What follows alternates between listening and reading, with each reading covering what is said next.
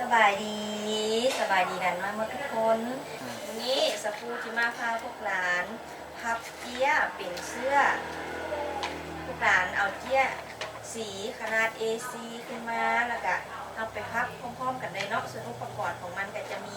เจี้ย A4 แล้วก็มีมาร์กเกอร์แล้วมีกาวลอดเอาไว้ถ้าเวลาเราติดเสื้อเนาะ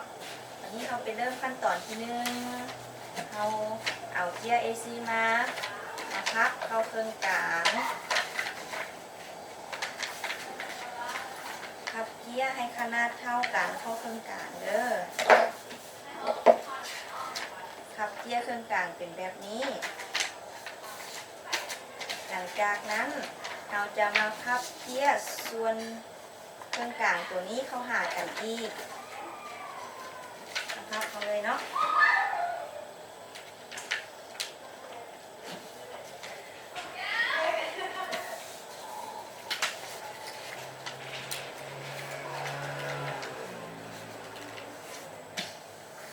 เราจะพับเจี้ยเขาหากันเป็นแบบนี้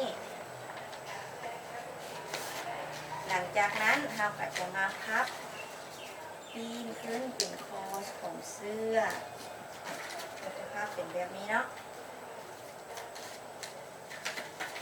หลังจากนั้นเราเป็นแบบนี้แล้วเราจะพับเป็นสามแจเขาหากันเลย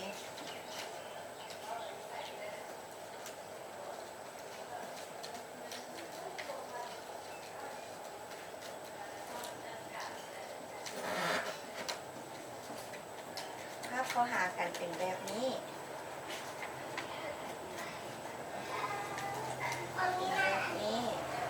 หลังจากนั้นทำกระพับเข้าเครื่องกลางเลย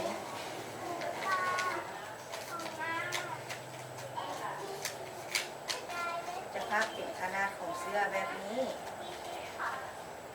หลังจากนั้นเราจะใส่มาร์กเกอร์เขียนเป็นดุมของเสื้อมาฮอดนี้การพับเสื้อของสาวคูก็สำเร็จลงไปแล้วเป็นจังใดพวกหลานพับทันบ่การพับเสื้อของสาวคูก็สำเร็จลงไปแล้วพบกับสาวคูในคลิปต่อไปเด้อบาย